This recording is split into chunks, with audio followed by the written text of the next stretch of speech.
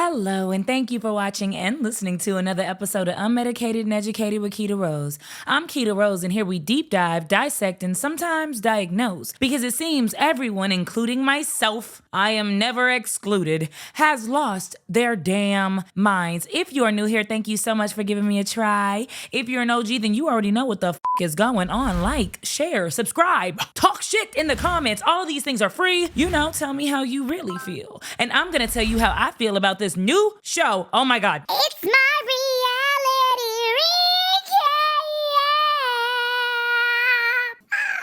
So you guys like my Love During Lockup season whatever the hell recap, right? So I'm doing them, and I'm doing them well. And I'm on episode 8, and then for the last couple of weeks, like since June 6th, which is already, we're in July, since June 6th, they haven't uploaded any more episodes. I'm not sure what's going on. I don't know if somebody got stabbed during the process, because you know we are covering prison affairs, prison relationships. I'm not sure what happened, but they're not uploading anymore. So I asked you guys what shows you guys were watching. What do you want to see? What do you want to see me recap? And somebody in the comments was like, I think you'll really like Inmate to Roommate. Now, off the grip, I'm like, what do you mean inmate to roommate? Yeah, boy. Like, are people going to allow prisoners or ex-prisoners, people that have felonious behaviors, are you going to allow a prisoner to be in your home, like to roommate with you? And I was thinking to myself, well, hopefully it isn't like, you know, really violent, crazy offenses, but like, ooh, what if it was?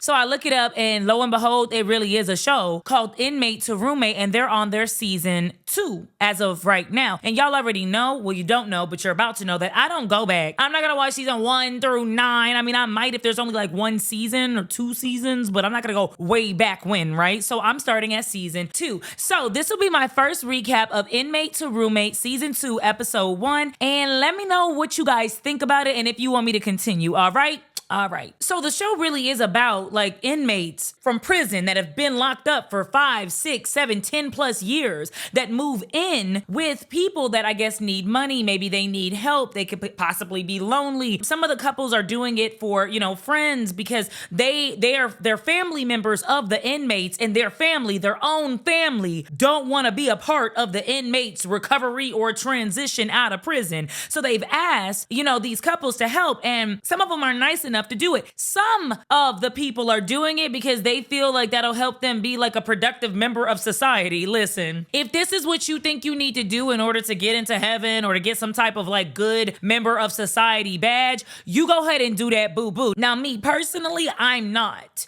I see an inmate too close, doing a little bit of something that they're not supposed to do. I'm gonna back up, call the police. I'm calling the police. You're going back to jail. All right? Hope you're not on parole. Hope you're not on probation. I'm just kidding. So the episode starts off by saying inmates don't typically have anywhere to go once they get out of jail. And there's a high percentage of inmates who get arrested again after being released because they do not have housing. And that makes sense, right? Like, I don't have anywhere to go, so I guess I'll just go get drunk again, go get high again. Maybe I'll go steal something else, pawn something to get some money. So they're saying that 50% of inmates that have somewhere to go are less likely to commit offenses and go back to jail, which I guess is a pretty good thing, right? We don't want them to commit crimes and go back to jail. So first we start off with precious Veda, who is 58 years old, and his wife Annalise, who is 52 years old. Now, right off the grip, I could tell that Veda really wasn't working with everything. I don't know if it's because of his age, which he's only 58, but he wasn't working with all the tools up in the box, not all the forks up in the drawer, not all the crayons up in the Crayola box, right? So Veda's basically like, you know, I met Annalise, you know, 2002. She's like, nah, we met in 1999. He like, well, regardless, we met at a foster care program. She like, nah. Annalisa and I met at a foster care training. No, we didn't. And that was 2002? No. When was that? 1999. Oh. We met by a mutual friend. I'm like, I don't think Veda knows where he is, what he's agreed to. I don't think he knows what year it is or who's president, okay? It's giving very much so Biden. Huh? What? Where am I? They are one of the couples that basically had a friend of the family, right, named Peanut or Pee-wee, couldn't remember. And And basically before the family friend died, he asked them on his deathbed, dying wish, could you take care of my family member for me? And that family member is Mark, who is 25 years old, has been in prison for 7 years, and got arrested for robbery and firearm possession, meaning he carries guns. Now, what he did with the guns, I mean, I'm not gonna judge, it wasn't murder, but he be carrying guns around when he not supposed to. So basically, the inmate's on the phone and he's like, I'm really excited for Veda and Annalise to give me this opportunity. I don't have anywhere to go. When I get released, I'll be going to live with Annalise and Veda. I don't have anywhere to go. I don't have any family. Ding, ding, ding-a-ling, ding, ding, ding. Red flag. Red flag on the play. And so I'm really, thankful and grateful. I might be this couple's, best friend or this couple's worst nightmare. Worst nightmare. I might be someone's worst nightmare. So they have a daughter named Deasia, I'm gonna call her Deasia. And basically she comes over with their godson and they're not okay with this. They're like, this is dangerous. This doesn't make any sense. Veda and Annalise both say, please, we've already made this decision. We have already vowed to take care of Mark for our friend of the family. This is what's going to happen. And I just want you guys to be positive about this experience. So Mark gets on the phone, right? And so, very, very short conversation. How you doing, young man? You ready? He like, Yeah, I'm ready. they're like, okay, well, talk to Annalise. Annalise like, you good? You ready? He like, Yeah, I'm ready. so Deaja's like, okay, so let me talk to him. Let me talk to him because I don't know. Y'all ain't saying what I want you to say. Can I get the phone, Can you please? just ask him? Because she's thinking everybody that's sane is thinking how do we know that he's not gonna come in, reoffend, or do something even worse and you guys are accepting him into your home? And so they start talking and Deaja's like, yeah, what's going on? What are your intentions? What's good? And he like, So, how tall are you? she like, I'm fine, blah, blah, blah. How tall are you? Like, I'm 6'4", you gonna be around the house pretty often? And I'm like, all right, so you're not worried about whether or not the family is comfortable with you coming. You don't want to hear out some of their concerns and reassure them, giving them that little bit of validation they're asking for. You want to know if Deaja's going to be home so you can get your freak on. I understand it. Listen, I'm not going to say that it doesn't make any sense, right? Because he's just getting out of prison. That's what Veda says. Deaja's like, so y'all are okay with him just flirting with me, flirting with your daughter, on the phone. And so Annalise is like, I'm not okay with this, but Veda's like, I am. He's a man. And men are gonna do what men are gonna do. He just got out of prison. He heard a sweet voice over the phone. And yeah, he gonna see what's up. I don't see the issue. Well, I hope it just sticks to flirting, okay? I hope we just stick to flirting. Veda, do you know what day it is, sir? I just have a feeling that these inmates are gonna come in and ruin the lives of these individuals. I'm not gonna say that I don't wanna see it. Moving along. So then we move along to Minneapolis, and that's where we meet David. He's 37 years old, and he's a social studies teacher. And he's really, really big and passionate about prison reform. He thinks that a lot of people are wrongfully incarcerated. He has a long list of inmates that he talks to on a daily basis that he's been talking to for years. He does protests, he writes the family, he goes and sees them, and now he's entered into this, I'm going to call it a program, because I don't know. I guess they get a little money from the episodes, I hope, but I'm going to call it a program, right? And so he's entered into this program where he's going to help this man, 46-year-old Aaron, move into his house. Now, Aaron has been incarcerated for 2.5 years for unlawful sales of narcotics. So he be selling that dope, whipping that work, and possession of a controlled substance. And again, we don't know. David is very much so I don't know what he did. I don't know what his charges are, but it doesn't matter. This is what I believe in. I'm going to help as many inmates as I can because I don't like the system. Fight the system.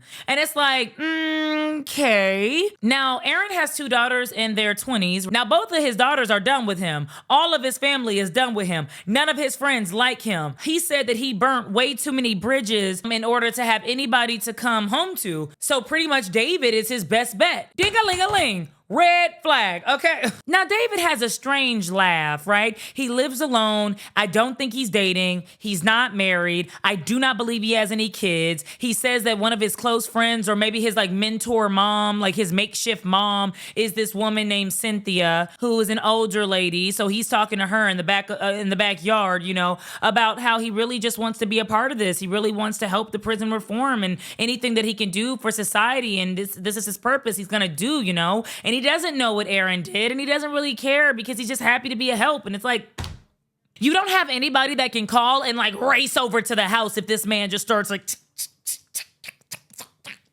like you cooking breakfast and this man just, like, you don't have any family there, no friends there, nobody there. You're not going to call up your students. Like, you have nobody. What are you going to do? That's some scary stuff. Now, again, Aaron has not been arrested for anything violent yet. Yet, these people are career criminals and they keep racking up charges, and we don't know what they're going to do next. Not saying to judge everybody that's been in prison. I'm just saying these people, you should be concerned. You should be concerned about something, is all I'm saying. Anyways, he just wants a friend. David said that he's excited for Aaron to come out because he just wants a friend.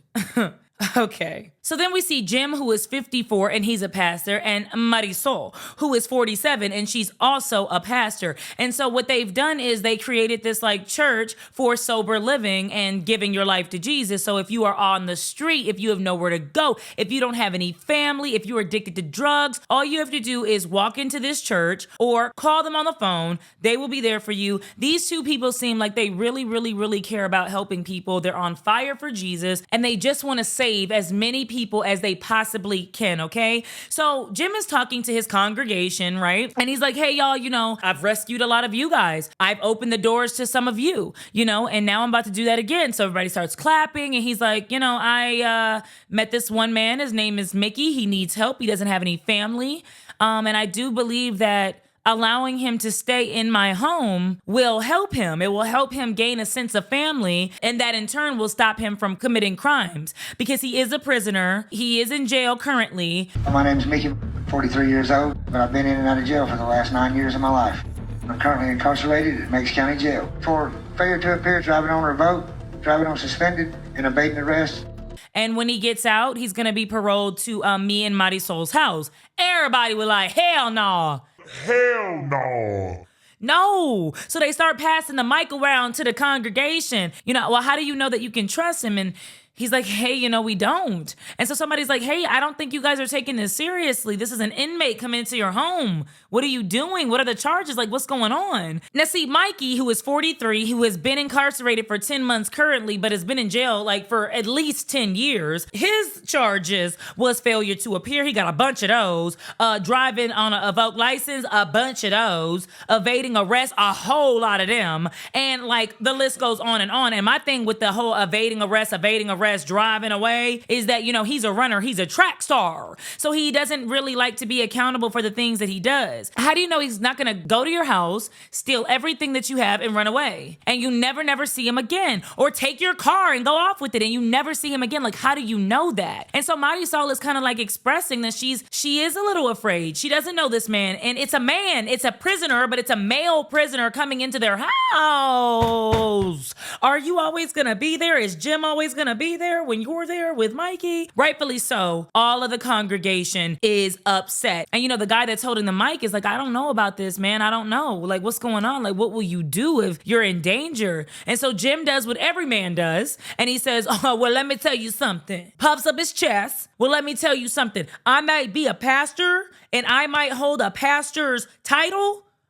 But baby, I gets down. I'm dangerous. Jim, that wasn't intimidating and that wasn't believable. Nobody believes you. And you know what? The guy from his congregation is right. Jim is a big guy, but that doesn't mean anything. Again, come up from behind you.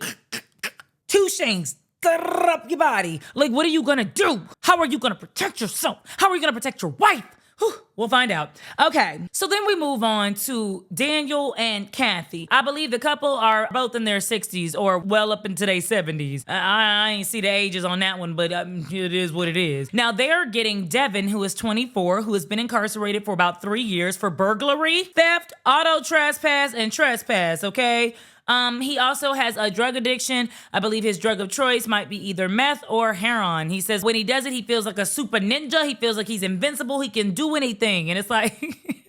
This couple is well into, I'm going to say their 70s or late 60s. And can you imagine somebody just jumping all around the house with a mask on, feeling like they're a super ninja, on drugs, stealing all your shit? And what are you going to do? Well, I'll tell you what Daniel's going to do, not a damn thing. Because he tells us that he has health complications, right? He had a triple bypass, a couple brain surgeries, nothing big. Nothing too damn serious. Kathy works as a beekeeper, so I believe that she likes peace, right? She's very in tune with nature. You have to be in order to be a beekeeper. She cares about insects. She says that bees all have a job, and she just really loves that everybody works together, and that shit's so sweet. You are getting a drug addict in recovery, so we're not gonna call them that, but now with them, they're friends of Devon's grandparents, and grandparents said, I can't do this. We can't do that. He used to live with us whenever he was in jail the last time, and it didn't work out. And the sister, because Devon does have a sister, is like, nah, he can't stay here either. So I'm really, really grateful for Daniel and Kathy. He can't stay here either. The last time Devon stayed at Carissa's, he used. And that's the reason why he can't stay at her house, because she has small children. You know what's crazy about these situations where the family is like, no, nobody ever says like the exact reason. Like one day I came in and he was just butt naked on meth running through the backyard and I can't see that again. Or one day I came in and all my shit was just gone. It was gone. Nothing. He left nothing. Nobody ever says what the real reason as to why they can't take in their family who happens to be a prisoner, an inmate. They always say, it didn't work out. So Daniel believes that everybody should help everybody. And this is the reason. He believes that everybody deserves a second chance. He said that I used to do meth. I used to do coke. I used to drink a lot. Well, okay, now the kind of like the 4 triple bypasses and the brain surgery does make sense now. So he's seeing a little bit of himself in Devon, and he believes that everybody deserves a second chance. So that is the reason why he's allowing this 25-year-old inmate to step foot in his wife's home. So listen, I don't know how I feel about this show yet, but it is interesting. And I don't know how you guys feel about this recap. So let me know in the comments below if this is a show you want me to recap. If not, go ahead and give me some more suggestions. Until next time, stay safe, stay unmedicated, go talk to the lady on the couch, the real therapist, and I'll holla. Yeah.